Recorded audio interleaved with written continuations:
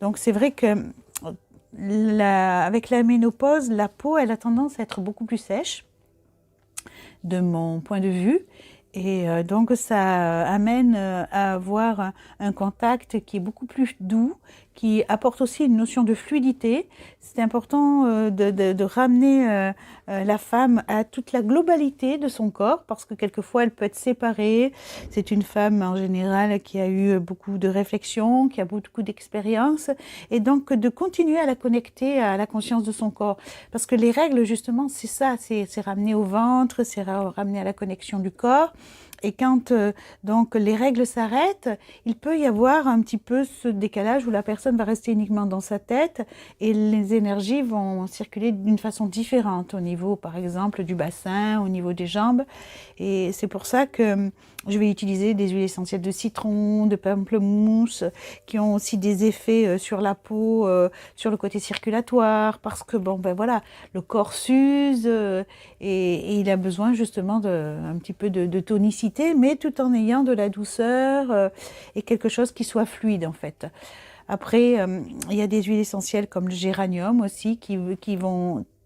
apporter une tonification au niveau de la peau, tout en lui permettant aussi de s'éliminer. La sauge sclarée qui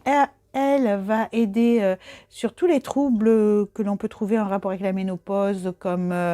les maux de tête, les bouffées de chaleur, donc toutes ces choses-là qui accompagnent. Et aussi, je crois que le fait d'être massé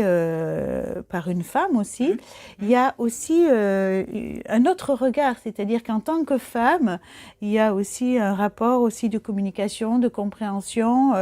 Une femme va être beaucoup plus à l'aise, on va dire, dans son intimité avec une autre femme, moins gênée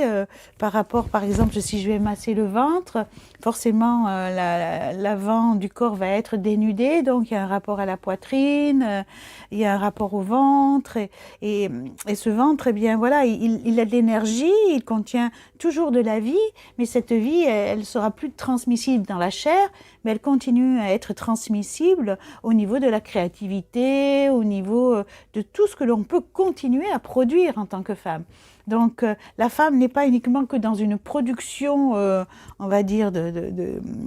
humaine, mais elle est aussi dans une production d'idées, de pensées, de réflexions.